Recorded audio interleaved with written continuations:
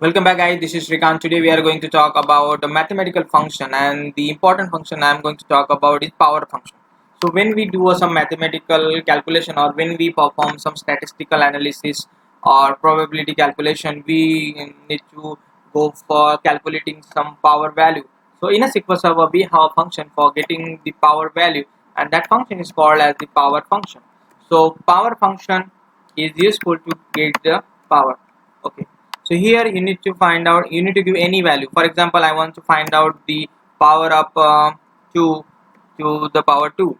So how would I do that? I simply say 2 to the power 2, I would get 4.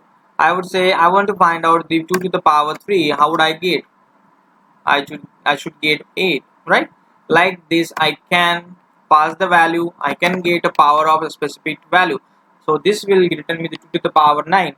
Likewise, if I want to find out the 10th power of 9, that 10 to the power 9, so how would I do that? I would simply say 10 and 9. It will give me this much number, right? If I decode it like this, 3, then this is 100, this is 1000, this is million, so 1 billion almost. Yeah, so this is something like this. Hope you guys enjoyed our video related with the power function, and thanks for watching. Have a great day ahead.